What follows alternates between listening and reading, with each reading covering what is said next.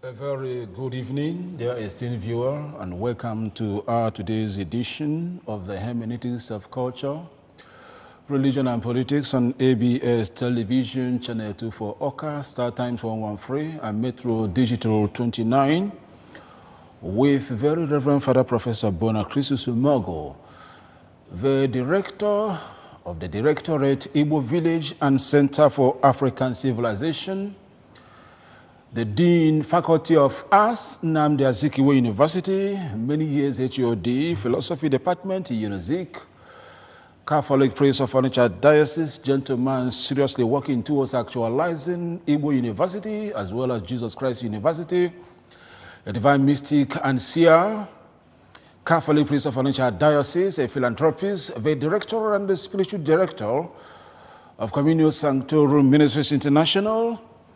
Very Reverend Father Bonacristus Umogo has written many books in philosophy and many other parts. Father, you're welcome to the studio. Thank you very much. Okay, don't forget that the hermeneutics of culture, religion, and politics is all about trying to harmonize activities in Igbo tribe, in Igbo nation, what happens in politics also, as well as religion, trying to reconcile the both. Today, in Nigeria and also the world. Of course, in Nigeria and not only globally. Okay, so today we are going to look inwards. Something that has to do with the Igbo nation. Something which, of course, originated from Nnamdi Azikiwe University. You cannot hear of Igbo village in any other university. It all started with Nnamdi Azikiwe University, and the Father Bonacristus Umogo is the founder, and he is the director, of course, the pioneer director for that matter, the Dean, Faculty of Arts, University of Nigeria, Nnamdi Azikiwe University. What we are going to do today is Ohazurume Igbo. Actually, they want to do something about Ohazurume Igbo, talking about the festival of Ohazurume Igbo. There's going to be lectures. This is themed Industrial Revolution of Igbo Land and Nigeria, Naturocracy. A lot of things about it. The Vice Chancellor is involved. That is talking about Professor Joseph Ahaneku. The Director, Igbo Village and Center for African Civilization, Father Bonacristus, here with me, is also involved right round. A lot of people will be there. We talk about Chief Rebiezo Anwoka Igbo. He's going to be there. He's going to be the chairman of the event, a lot of other personalities. So, Father, and the Ohazurume lecturer, priest in Sofo, in Zedike 1. Now, Father, I want you to tell us what this Ohazurume Igbo is. Kedu ife bụ Ohazurume Igbo? Maka ife ọwụ na ị ga-eme ebe atata bụ ekwuo na ya abanye n'ime Ohazurume Igbo. Ohazurume is simply Igbo theory and the practice of government by consensus, a kind of sovereignty of the people. Obona inanya na okwu abo Ohazurume, ị ga-afụ na o nwere nke bụ ọha, okwazi nke bụ zuru, wazi nke ume ike mgbe akwụkwọ na-ata afọ iteji siri na okwu afọ na omume edemede efu na ọ na-egosi na ọ bụ ọha ka ya bụ na ọha na-achị ọha bụ eze bunubunu ibu anyị danda agbakọ nyụọma mmiri ọgba ọfụfụ aka weta oju ọnụ agbakọ kwa nwa n'onunu ọ dawa n'afa ya bụ agụlị agaba agụgọta agbawa mana ife o gosiri bụ na abịa na ana Igbo ọha bụ eze Igbo ya ọ bụ na ịchọọ ịghọta onye na-achị Igbo ụta na ọ bụ ọha na-achị Igbo mana inezi anyị fụ na eze na-achị Igbo ya bụ onwe dị na-ekwu Igbo enwe eze na ife ọ na-egosi bụ na ndị Igbo enwere eze ọ bụrụ eziokwu enwere eze na Arochukwu nwee eze na Aguleri nwee eze na Nri nwee eze mana Ọnịcha mana Ọka ebe a mana ofu ife dị mkpa bụ ka aghọta na Igbo enwe eze pụtara na ọha bụ eze Igbo ọha ka it is simply Igbo democracy, demos, people, a kind of government by the people. I want to isolate 3 major moments there. The issue of distinguishing between the ruler and the ruled. Because you need to harness the whole process by which sovereignty is taken from the people and handed over to a particular person or particular elders. And then how you maintain that sovereignty in terms of reciprocity, whereby the sovereign will be ruling by the will of the people. It's not easy. Aga m akọwa n'ụzọ anyị ga-esi ghọta abịa enwere ike sị na ofu osisi adịghị eme ọfịa ofu onye ka ọha bụ onye ala ka ọ bụ ọ bụrụ na ịpụta agbakọ nọ wee were ọchịchị wee nye mmadụ ọ pụtara na onye afọ abụrụgo ọha mana ọ bụ ọha nyelu onye afọ ife dị ka ndị diọkpara ma ọ bụ ndị eze ma ọ bụ ndị ichie ndị niile bụ ndị na-achịgasị n'ala Igbo n'ụzọ dị iche fa si achị ọgbakọ nnọọ wee welu ọchịchị wee nyefe ọ dị mkpa ka aghọta na ọ bụ mmadụ nyere ọchịchị ya bụ na ihe ọ na ha ga-eji ọchịchị afọ wee mee gakwazi uche ndị afọ wepụtara ọchịchị afọ wee nyefe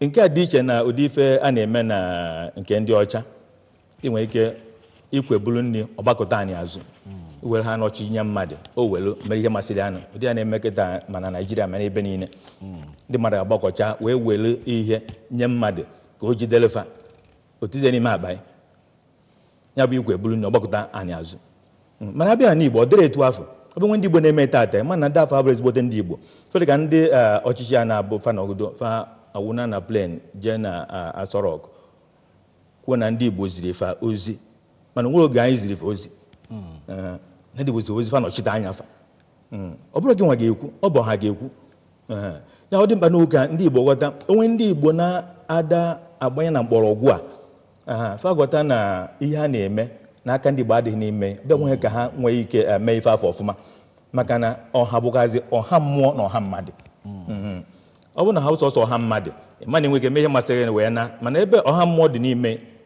Chukwu nọkwu n'ime nsogbu adịgo ị na-adị ekwu maka Igbo na-eje ụka na Igbo anaghị eje ụka fọdụkwana ya Igbo obi Igbo eziokwu na ndị Igbo si na-ekwu ọnwa si na-ekwu ibe enwere Igbo na-eje ụka nwe Igbo na-adị eje ụka mana ma nke na-eje ụka ma nke na-adịghị ụka ha ji agbakọtara na gịnị Igbo mana ọ dị mkpa n'uwu ka onye ọbụla zaa afa o ji wee chi onye ife dị mkpa n'ukwu ka ọ bụ ya bụ na Ohazurume bụ ụdị ọchịchị dị na ana Igbo ọ bụrụ sọsọ ọchịchị ka ọ bụ ọ kwazi atụmatụ echemeche ya bụ ka esi eme n'ala Igbo ọ bụrụ sọsọ maka ọchịchị ọ bụ ka esi eme onye kpatara nji weti aka na ndị diọkpara ịbịa fere ka n'ime ezinụlọ ọ bụ diọkpara na-achị isi na ime unu wepụta na ụmụnna ọkwazi onye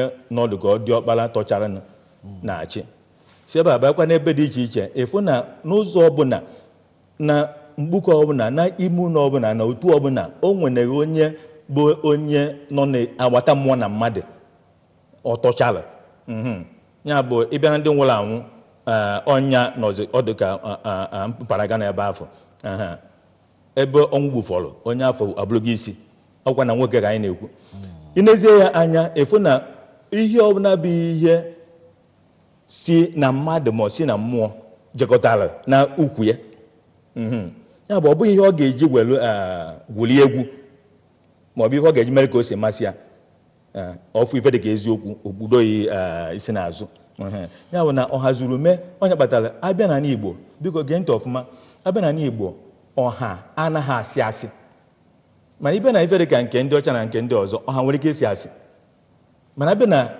ọha Igbo ọha da asị asị maka na ọha da eme ihe ọjọọ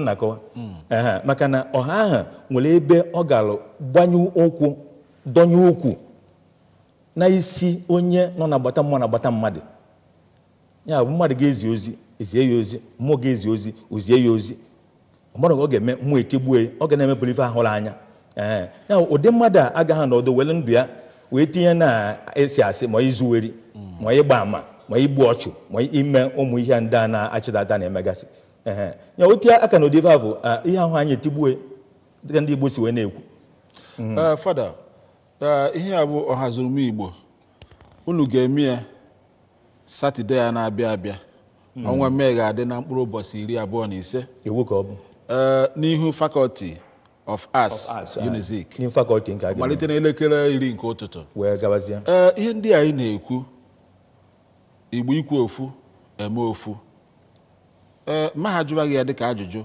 enwere ihe ngosi unu ga-eme ma ụmụ akwụkwọ ga-eme ma ndị na-eme ihe egwuregwu ya bịa mee iji wee gosi mpalaga dị iche iche na omenala Igbo na akparamagwa ndị Igbo iji wee gosi Ohazurume Igbo a ọ bụ na nsị Igbo ọ ka na-ekwu ofu eme ofu Igbo nwere ike kwụsị ofu esi n'azụ Igbo na-asụ n'onu n'onu mana akwa ụkwara ome gịnị ọ bụla ofu mana ụkwara afọ adabụzi ofu ya bụ ife ị na-ekwu ma Igbo ọ na-asụ n'onu n'onu Igbo ka na-asụ n'onu n'onu mana ụkwara afọ adabụzi ofu o siri ike Igbo eso n'ofu onu maka na abịa na ana Igbo a sị na ka ndị si edere abụọ ka ndị ọzọ si wedoro na nkụ dị na mba na-egele mba nni inu a ntụrụ gara tiere m aka na ofu nnukwu te mkpọrọ ọgwụgwụ ihe a ga-ekwu n'ụbọchị afọ eji ga-ezigosigozwa ife bụ Igbo ya nke a kpọrọ nechokrasi etu esi wee nwee ọhakrasi nwere nke weta kịta bụ nechokrasi na nke a gosi na nkụ dị na mba na-egele mba nni achọba anya anụ eje n'isi sejene n'ọdụ ya anụ ji ọdụ afọ ụzọ bụ aja anụ ka ọ bụ ya bụ ọ bụrụ na abịa n'ụbọchị afọ ụmụ akwụkwọ ga-emegasị ọtụtụ ife nwere ife na-akpọ Igbo opera ya a ga-egosi ihe ofe bunu na Igbo ada anyị danda eziokwu ọ daba a ga-egosi ọfụma o nwere nnukwute ife a ga-egosi ụmụaka ga na-ebugharị gosi ka Igbo ga-esi wee na-emegasị ife ọnọdụ ga ikwu ife dị ka Ohazurume a sị na Ohazurume bụ ọkpụkpa ndụ ọkpụkpa mmadụ ya njikọta mmadụ ntụfikọ mmadụ na ibe ya bụ efu na n'ime Ohazurume ụbụ ọgba ndụ onye kpatara nji wekwu na Ohazurume na Igbo na adasị asị ụbụ ọgba ndụ maka na ọgba ndụ bụ ọkpa ndụ ọ bụ ntụfikọ ndụ ya bụ onye gị na-abụ mekọrọ ife onye afọ abụrụgo nwanne gị onwe ife bụ ife gbasara ọnwụ imerie efu na ị ga-eso onwu a sị na mmadụ ada egbu onye ọ ga-eso wee kwa ya bụ na ọ bụrụ Igbo chatakwa azụ na ihe gbasara ọgbụgba ndụ ntụfikọ ndụ ọgbụgba ndụ ya bụ onye gwaghị okwu sị gị na okwu abụ ọ bụrụ ọ gwara nwanne ya na-abụrụ na-ekwu ị na-anụ na ife ndị ọzọ ya bụ a ga-eme ihe ngosi ga-egosi ndị Igbo ụdị ndụ onye kpata njikwa na Ohazurume arụ ọsọsọ maka ọchịchị, ọ maka ibi ndụ, maka iyi akwa, maka ka Igbo si eri nri, ka Igbo si agba egwu, ka Igbo si aghọta ife, ka Igbo si eme omume, ka Igbo si aga n'iru. Ya ga-egosi onye kpatara ebe na nke ekwuru Industrial Revolution of Igbo Land and Nigeria. Anyị chọrọ isi na mgbọrọgwụ Igbo wee gosi ma ndị Naijiria ma ndị mba ọzọ ihe bụ ọganiru. Inekọta anya na obodo ahụ Naijiria isi kedu ofu ife ị ga-asị na ihe a bụ ihe ndị Naijiria mepụtara, ife ya bụ Nigerian brand from a Nigerian industry, Nigerian brand. Ifu na ị gaghị afụ nwe, so ife ga-afụ ife dị ka ife ndị Igbo mepụtara, ndị Yoruba mepụtara, ndị Hausa mepụtara na ife ndị ọzọ, ife ga na-afụ. Ya bụ ịchọ ịghọta ka obodo a ga-esi were gbakọ n'ọnụ wee nwee ọganiru bịa n'ụbọchị afọ, a ga-egosi ya n'ụzọ dị iche iche site na nkụzi Ohazurume nke 2019 a ga-akụzi ya, site na nnukwute opera Igbo opera a ga-eme. O nwere ife ọzọ dị mkpa nnukwu nchọrọ imetụ aka, a ga-agụ arụ Igbo n'ụbọchị afọ. Kịta na-ekwu okwu a kịta Igbo village nke Enuzik a nke a nọ n'isi ya, anyị na-akwado iwepụta ha na-akpọ Igbo kalenda. Igbo kalenda unu na anyị na-agafụ na ndọrọndọrọ dị ka na ya, ụfọdụ ndị Igbo a na-agụ arọ, ụfọdụ ime ha ma ihe bụ arọ. Ọ bụ nke afọ arọ eji a na-ebe afọ ọ bụzọsọ ichi ndị mmadụ echiche na ihe ndị ọzọ. Ife ga abụrụ ịgụ arọ, onwe ife ịgụ arọ na Igbo a ga-eweta ọfụma ka onwe onye ọbụla bụ onye Igbo kpọrọ onwe onye Igbo ya gba mbọ fụ na sada na-abịanụ, ya nke a na-abịa ozigbo ozigbo, ya gba mbọ fụ na ọ bịara na Unizik. Ịbịa n'ebe afọ Faculty of Arts ebe ọ dị were anya oghe anyị dara anya ozugbo efu ya, ma ijikwa ajụsị a kedu ebe bụ Faculty of Arts a ga-egosi ya, ma jụọ kedu ebe afọ farabona bụ din a ga-egosi ya ebe afọ n'iru ebe afọ. Ịbịa n'ebe afọ ka ị nụrụ nkụzi ga-bara na mkpọrọgwụ Igbo, nụrụ ife bụ ịgụ arọ Igbo, fụ kalenda Igbo. O nwere nke anyị mechara wepụta nke anyị kpọrọ original Igbo kalenda, wepụtakwa nke ọzọ anyị kpọrọ alternative Igbo kalenda, nke a dị na ulie, nke ọzọ dị na iru ya. Gosi na e nwere nke so isi na nke ndị Aguleri, nwere nke so isi na nke ndị Nri. Ya bụ nke ọ na ikwere na bịawa n'ụbọchị afọ inwe ajụ ị ga-ajụ eju anyị anya togo omume ajụmajụ na edemede dị na ya, nwere ife ejuru anya gara aza gbasara ya. Okay, dear esteemed viewer, this is Hermeneutics for Culture, Religion and Politics on ABS Television Channel 2 for Oka. In the studio with me here is very Reverend Father Professor Ohazurume, handling Ohazurume Igbo, hitting the hammer at the head of the nail. Let's just take the first message from the sponsor of this program.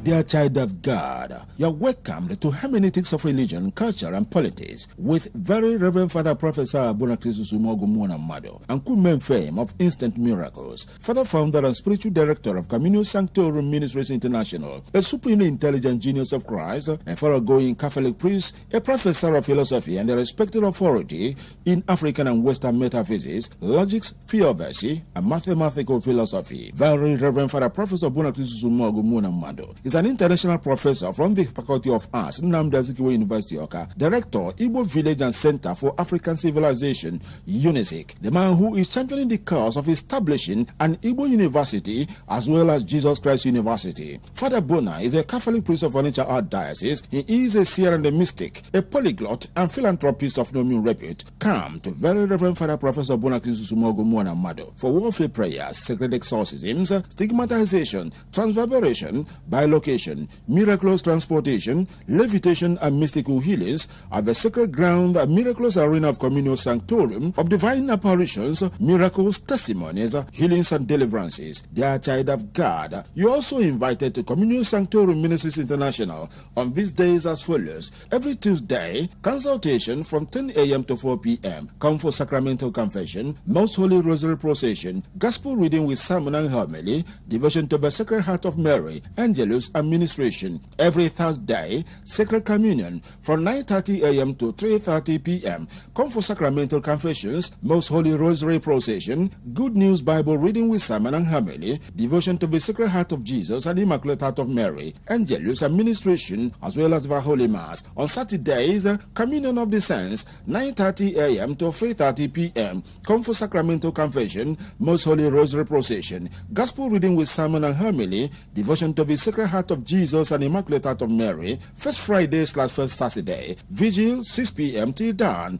On First Friday, devotion to the Most Sacred Heart of Jesus. First Saturday, devotion to the Immaculate Heart of Mary. Venue, behind Olivia Montage, former Tourist Garden, Aguaka. God bless you.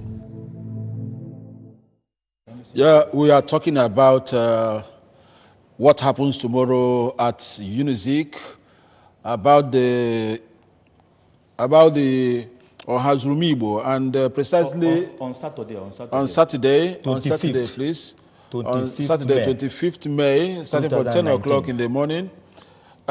If you come there that very day, there's going to be Ohazurume lectures. There's going to be presentation of Igbo calendar.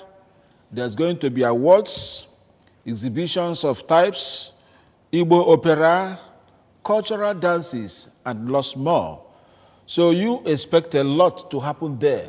If you call yourself an Igbo son or daughter, traditional rulers, chiefs, and elders, they are all invited there on Saturday, 25th May, starting from 10 o'clock in the morning in front of the Faculty of Arts. And Father Bona, in your capacity as the spiritual director and the father founder of COMMUNIO SANCTORUM, tomorrow is Thursday again. So what is happening at COMMUNIO SANCTORUM tomorrow? We should be careful not to confuse the public. It's okay, but tomorrow in my ministry, not in the university, in COMMUNIO SANCTORUM ministry, in our Thursday prayer, I will be handling a theme called the power of faith. Faith changes condition. Faith is the substance of the things hoped for, the evidence of the things that do not appear. You see, God demands faith before God can give a miracle. And God praises faith wherever he sees faith. Jesus made it clear, not even in Israel have I seen a faith like this. And the kernel of the prayer will be that in faith is salvation. If the faith you have in God cannot save you, then nothing can save you. In faith is salvation. Your faith will save you. So as you come, just note that your faith will save you. Because faith is the substance of the things hoped for, the evidence of the things that do not appear. So by the authority of faith, what you hope for has already happened, but it happened in the future. That's a very mysterious way of presenting that. So by faith, something happens in the future, and then is connected to the present. So that there is a past without memory, a present with attention, then the future with expectation. Now faith brings them together into one. So it's a miraculous way of understanding. So by the authority of faith, there's already a past tense in the future. Yes, they say there's no future in the past, but in faith, there's a future in the past. So that's the miraculous aspect of that. So as you come, expect a miracle in Jesus' mighty name. Amen. Amen. So, Father Bona, we are coming back to Ohazurume Igbo. Yes. The festival / Which will take place on Saturday, Yeah. the 25th day of May. Yeah. Okay, Father. Kedu ihe okwu a pụtara? Ejikọ aka kwanye nwa nwa n'olulu. Ọ da n'afa. Ọ da n'afa. Daalụ. Ọ gịnị ka ọ pụtara na Ohazurume Igbo? Ọ bụ nnukwute ajụjụ ka jụrụ ya. Asị m na Ohazurume bụ ọkpụkpa mmụọ na ọkpụkpa mmadụ. ntụfikọ mmụọ na mmadụ onye akpata ọgbụgba ndụ ji dị n'ime Ohazurume. ọgbụgba ndụ bụ na ị ga-agwa m eziokwu, aga m agwa gị eziokwu na mụ na gị abụrụgo ofu. onye bụ ọgbụgba ndụ. ya abịa na ọgbụgba ndụ aghụ adịrọ na ya. ụfọdụ oge enwere ike sị na enwere Ohazurume na ihe dị mma, nwee Ohazurume na ihe adịghị mma, mana abịa n'ala Igbo Ohazurume na-adị mma. ọha adịghị eme ife ọjọọ n'ala Igbo. n'ebe ndị ọzọ ha na-eme amarọ m, mana n'ime ala Igbo gasị na Igbo na-asọ nsọ ọha adịghị eme ajọ ihe. efu na ọ bụrụ na ọha fụ na ihe a adịghị mma, agbakọ nọ wee kwuo na ihe a adịghị mma, efu na ihe a adịghị mma, ọ gaghị awa n'afa. ya bụ ọnọdụ ga ọha ahụ abụrụgo dibịa na-agba afa, ọ bụrụgo onye ọbara otelebụla ọbara akwụ. ya n'ime Ohazurume afụgo ọbara otelebụla ọbara akwụ dịka ndị Igbo nọ na mmụọ si wee na-ekwu ụfọdụ ife afọ. ya bụ na ọha ahụ abụrụgo ọnụ mmụọ, ọnụ mmadụ abụrụgo ọnụ mmụọ. ya bụ onye mere ihe na-adịrọ mma, onye mere alụ, mere ọrụ akwụ, onye mere alụ, a na-alụ ọha, a na-alụ, ha na-alụ, ọ bụrụgo alụ. nwere ọzọ ekwuteli ya. ya bụ na ihe dị n'ihe ahụ abụọ na ọha ga-agbakọ kwara mmadụ kwakwanwe nọ n'ugbu a, ọbụrụ ife ọ bụ. o gosiri na ọha bụ iyi, okwu ọha bụ iyi. onye kpatara njikwu na Ohazurume abụrụ sọsọ gbasara ọchịchị, nwere ndị chere ọsọsọ ọchịchị, ọ bụrụ ọchịchị, ọ bụ omenala, bụgazi ọdịnala. ya ka mmadụ si aghọta ihe, ka Igbo si aghọta ihe, ka Igbo si ekwu okwu, ka Igbo si eme omume, ka Igbo si eyi akwa, ka Igbo si eme ife dịgasị iche iche dị na ndụfa, nchịkọta ndụ Igbo niile. onye bụ Ohazurume. ya bụ onye si na ihe ahụ dapụ, maka na o nwere ofu okwu ọzọ ka ọ tụrụ Ohazurume ndị mmadụ ma nnukwu, nke a na-akpọ communalism or commensalism. Many people will define that as that I am because we are, and since we are, therefore I am. ya bụ o metụta imi, o metụgo ọnụ. ya bụ na onye si na nya eso wee bụrụ ọ bụrụgoyi. ya bụ ofu ife dị nnukwu na ihe abụ na ọha ga-agbakọ mesie mmadụ ike ma ọ bụ mee alụ. nọ na onwezie otu osisi chọziri ime ọhịa, otu onye chọziri ịka ọha gbakọnọ fa ekwuo ebe ha kwụ. ya bụ onye bụ na ọha bụ eze Igbo. ife anyị kwuru nwere nnukwute ihe dị omimi. nchọ ka nkọwara ndị Igbo na-ege ntị kịta, ọ dị omimi nnukwu. kedu ka a ga-esi gbakọnọ were ọchịchị wee nye ụfọdụ ndị mmadụ n'ala Igbo? ị na-efu na ọ bụrụ ụzọ ọha na-enyefe ọchịchị ndị afọ n'ala Igbo, ọ bụ alụ na mmadụ ga-anọ odo jiri aka ya pụta na-achị Igbo. ọkwa alụ ka ọ bụ. chere ndị ka ndị Igbo ozuzu ugbe gbakọnọ nye gị ọchịchị, ọrụ ọfọ ka a ga-enye gị, iwe ezi ọfọ wee na-aga.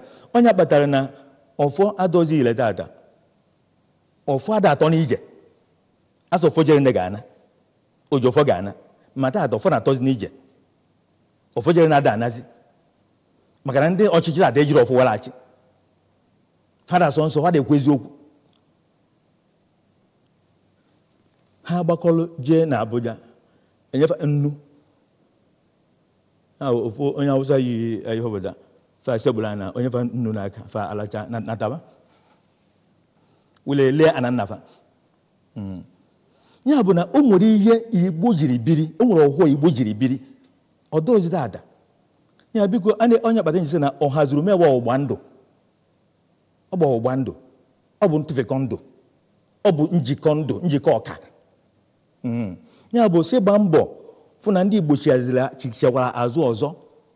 ọ bụ ọha gbakọnọ nye gị ọchịchị, ọfọ ka e nyere gị iburu gaba. onye kpatara ọfọ afọ oge ọ na ibu n'ilie, ịfụ na ọ ga na-ekwu obi ọha, ọ ga na-eku ume ọha.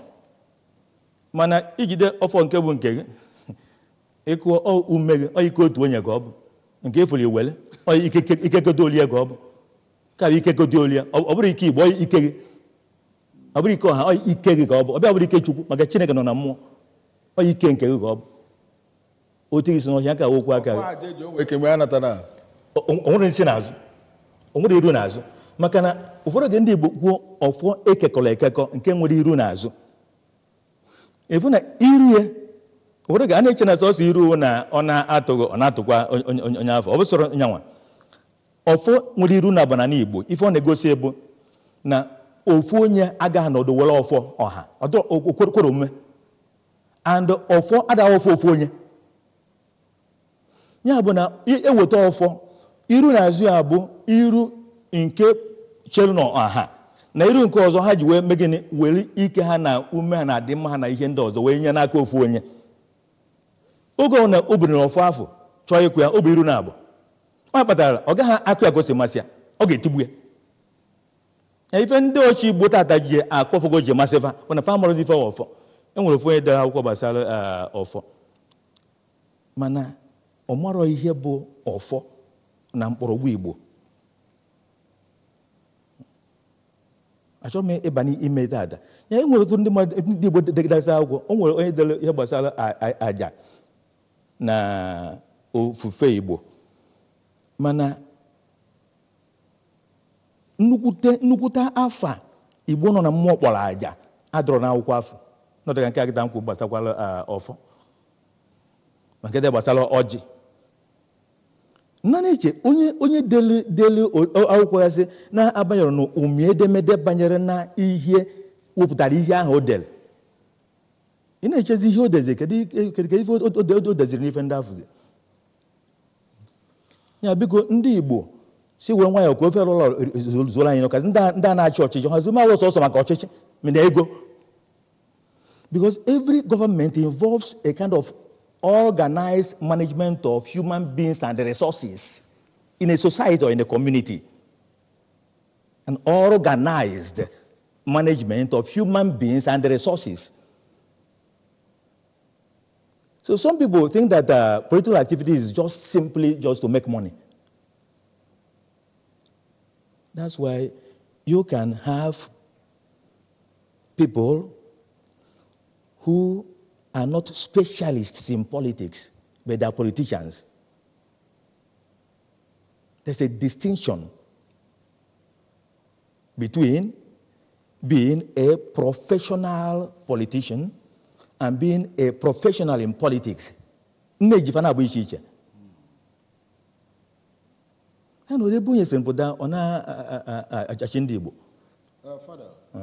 Father, let me just announce this in this way. This is a special invitation. I'm now talking to Nigerians entirely. For those who don't hear Igbo language, the Vice Chancellor, Nnamdi Azikiwe University, Awka, Professor Joseph E. Ahaneku, FAS, the Directorate of Igbo Village and Center for African Civilization, EVACAC, and the entire university community cordially invite you to her second Ohazurume Igbo festival/lectures themed Industrial Revolution of Igbo Language and Nigeria, Igbo Land and Nigeria, Naturocracy, on Saturday, May 25th, 2019, in front of Faculty of Arts, Unizik, time 10 a.m., under the distinguished chairmanship of Chief Romi Ezo-Onwuka, and that's for that. Father, before we continue, I want to call on the viewer out there. If you want to make calls, the numbers to call are clearly written on the screen: 070-627-24192. I repeat, 070-627-24192. The other one is 090-729-72090, 090-729-72090. The number on top there is for those of you who may want to send text messages to our WhatsApp. The number is 090-232-73484. That is for messaging to our WhatsApp. So you are watching the hermeneutics of culture, religion, and politics on ABS Television, Channel 24 Oka. You can also get us on Star Times 113 and Metro Digital 29. And with me here in the studio is the Dean, Faculty of Arts, Unizik, Professor Bonakrisis Umogo. Also, he is the director of the Directorate Igbo Village and Center for African Civilization. What we are talking about here today is Ohazurume Igbo, taking place on Saturday, 25th May, in front of the Faculty of Arts, commencing from 10 a.m. So, Father, kedu ihe ga-asị ka kedu ihe mmadụ nwere ike ikwu ndị Igbo mepụtagoro site na otito dịka o si gbatakwuru na ndọrọndọrọ ọchịchị ala Naịjirịa? Ife afọ bụ nnukwute ofe dị ọkụ.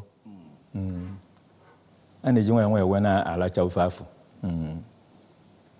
O mgbebụla oge m melu nnukwute nkọwa gbasara ya na ihe mkpọrọ Igbo presidency. Aga m eweta ụfọdụ ife n'ife nkwuru oge afọ. Ndị gere ntị na ife afọ nkụzi oge afọ ga-aghọta na oge na-akụzi iru adatọ ma mụ maka na ọnọdụ ndị Igbo na obodo a ọ na-agụ akwa. Ọ na-agụ akwa. Ọ na-adịkwa nka ndị Igbo so mee ihe ahụ. Maka esi na-eme aka ndị Igbo dị na ife afọ.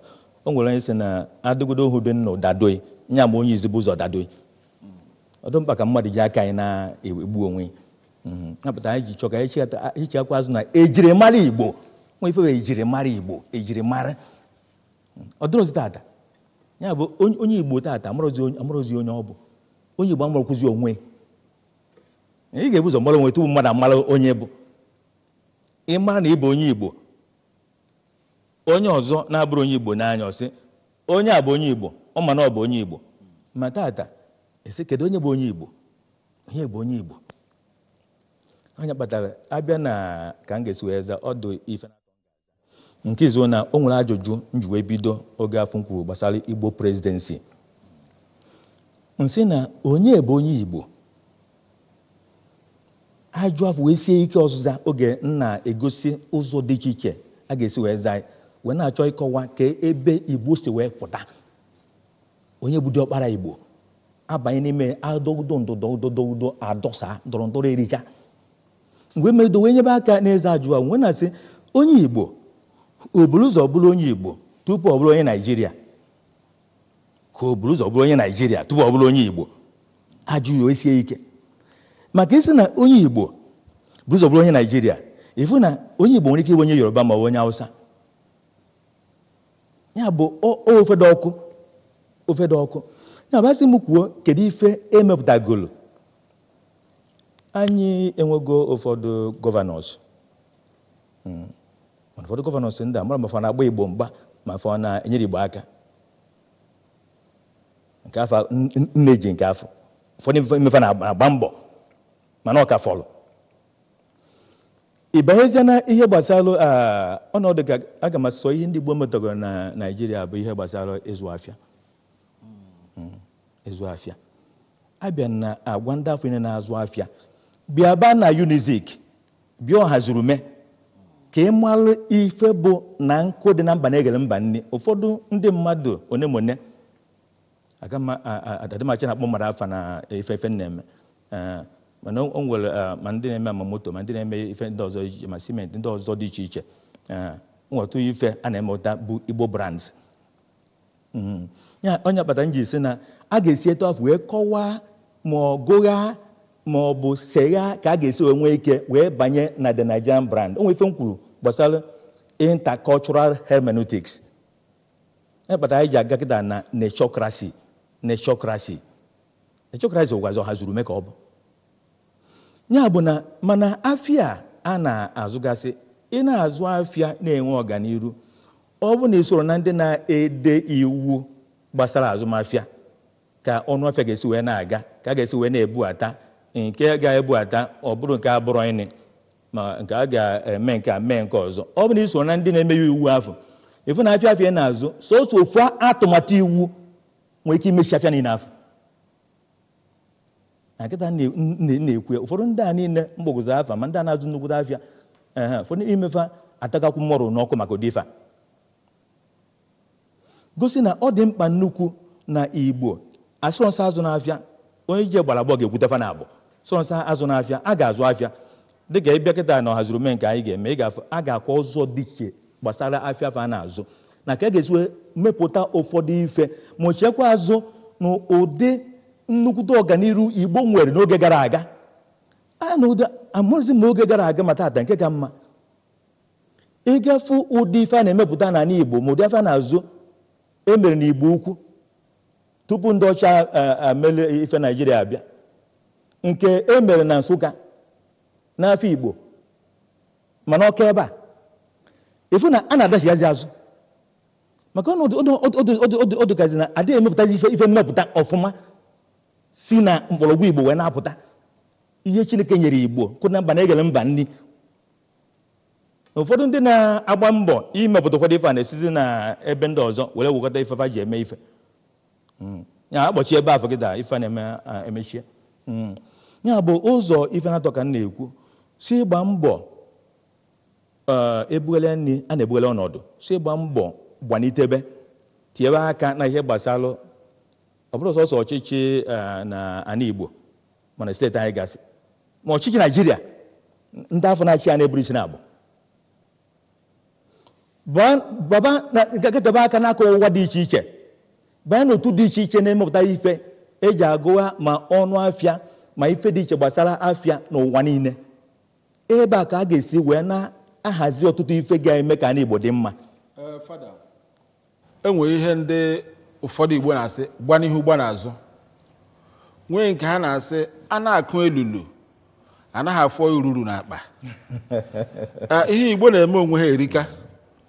Enwere mgbe ndị Igbo je na President of Senate kwa ha jezuru mmadụ n'ebe ahụ onye je nwanne ya kwapịa onye je nwanne ya kwapịa Ojukwu nwụrụ anwụ mgbe o jere ebe ha na-azụ ahịa na Spanda sị Igbo kwe na ewu ha kwuo ewu o wee gwa ha buru unu akụ na ụba unu a na ihe a na-alụ bulata na n'ala Igbo tata ogini na-ese ebe Igbo jere mepee ọdụ ahịa ọwụ na ọ gara n'ihu ọfụma achụpụkwa ha ebe ahụ. Mkpagbu dị iche iche ọtụtụ iwu a na-eme n'obodo a tata bụ otu a ga-esi wee megbuo onye Igbo kpagbuo onye Igbo.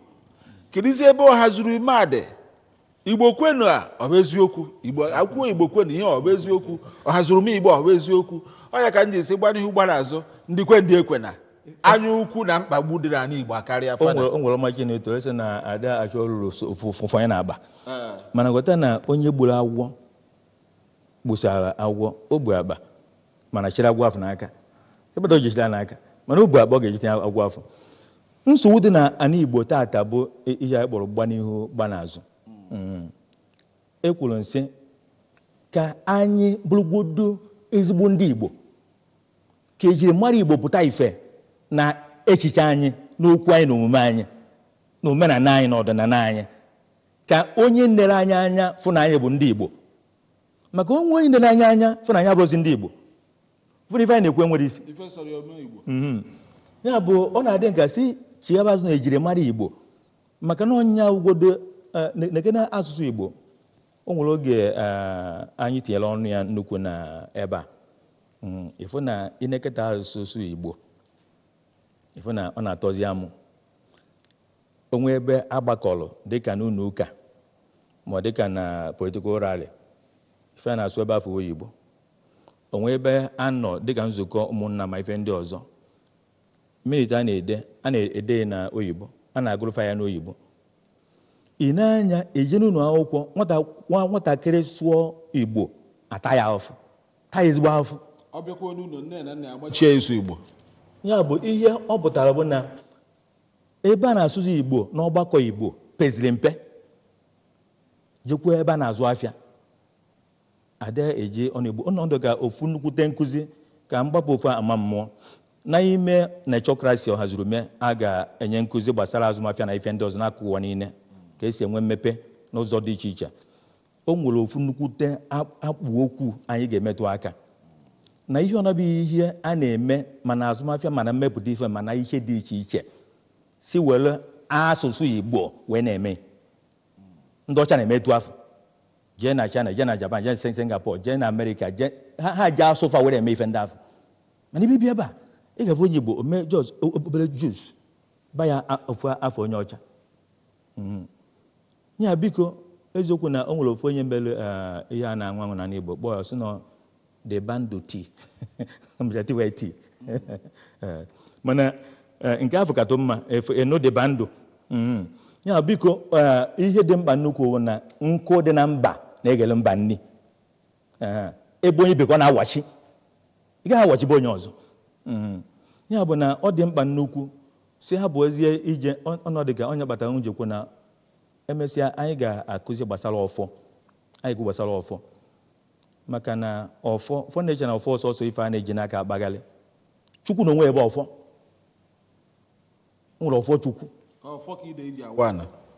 Ụdị ọfọ afọ dịkwa iche. Ile ọma ka ejune ya aga n'ogwu. Ọkwa ọfọ ka ejune ya aga n'ogwu. Ya bụ ọ bụ na ị na-anya na ihe bụ ọfọ, ọkasị ịkọwa iru na azụ ọfọ. Ọfọ jere ga-ana. Ya ihe kpatara na nsogbu dị na ana Igbo kịta bụ na ọfọ Igbo efugo. Onye na bụrụ nke na-akpaghalị. Efugo onye Igbo ọfọ kịta, ọ bụrụ ọfọ ndị Igbo ga obu, ọ nke Igbo obu. Ọfọ ike otu onye, ọfọ ike kedo orie. Ụzọ ọfọ Ohazurume. Ọ ga-atọ n'ije. Ọ ga-ejire eziokwu wele eje. Onye ji maka ọsagha aka. Buhari etinye nnu n'aka ọlacha. Ile ndị Igbo. Nnu. Ọgwụ ego nnukwu ọlacha. Ya bụ ụfọdụ ife ndị a Igbo ji onwe fa. Ya bụ amụrụ ife ga-akpọ ife.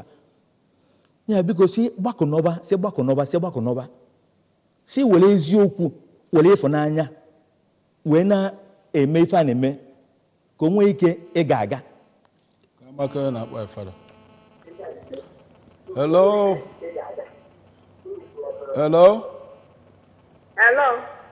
Aha, nne kedu afa? Good evening. Kedu afa gị na ebe isi akpọ? Good evening. Kedu aha gị na ebe isi akpọ? Afa m bụ ọnọdụ ugo esi n'Enugu ukwu akpọ. Ngwa n'ọnọdụ ugo jụọ ajụjụ gị. Ihe nchọ ikwu abụrụ ajụjụ, achọrọ m ikwu na ndị Igbo apụrụ onwe ha n'anya. Ịbịa kịta na police station, ilu nta na police station si Igbo. Onye Igbo ibe gị agọnarị gị tụọ oyibo. Onye Igbo ibe gị bụ polisi ka onye Igbo ibe gị polisi. Onye Igbo ibe gị bụ polisi ka ọ gịnị? Onye Igbo polisi imegodo anya na baachị ya. Onye Igbo iji n'anya na baachị ya, ihe akwụ na onye Igbo na-akọ onye Igbo. Daalụ. Aga m ejekwu okwu gbasara ndị polisi na ihe ndị ọzọ mana ofu ihe doro m anya ọ dịkwa onye ọzọ na-akpọkwa KPK. Ofu ihe doro m anya gbasara ife o kwuru bụ na Igbo afụrụ onwe fa n'anya. Onye Igbo ga-aka nyelu onye ọzọ aka tupu o nyere nwanne ya aka. Abịa nsoro ọgụ na ịfụnanya ga-ụsọsọ nke nwanne maka na abịa na nkụzi akụzi gbasara ịfụnanya enwere ịfụnanya ewu fụrụ onye bụ ji ma nkịta fụrụ onye afọ ukwu maka onye afọ ukwu nkịta na-eso o mere nke omee nke ọzọ ọ gbara abụọ anyụ nke omene uru nwa nkịta. Father, time is no more on our side. Mana ịfụnanya zuru oke bụ nke si na ime gị ya mee mmadụ ka ị ga-esi wee mee onwe gị. Okay, Father, time is not on our side. So, dear esteemed viewer, Ohazurume Igbo comes up on Saturday at Nnamdi Azikiwe University in front of Faculty of Arts, Saturday, 25th May 2019, starting from 10 o'clock in the morning, under the distinguished chairmanship of Chief Reumi Ezonwoka Ogrisibo. And don't forget, it is happening under the watchful eyes of the Vice Chancellor, Nnamdi Azikiwe University, Professor Joseph Ian Haneku, FAS, and also the Director of the Directorate Igbo Village and Center for African Civilization, Very Reverend Father Professor Bonakrisusuma Ogumona Mado. Okay, Father, just before we go, conclude the whole thing. You need to mention the Ohazurume Igbo lecturer. Okay, the Ohazurume Igbo lecturer, that is Prince Chinedun Sofo. Uzedike 1. Uzedike 1 of Orifite is going to be there. Okay. If necessary, the keynote speaker, Chief VC Ogweze. Okay. So, Father, conclude the whole thing with prayers. Don't forget ABS. We need to go forward.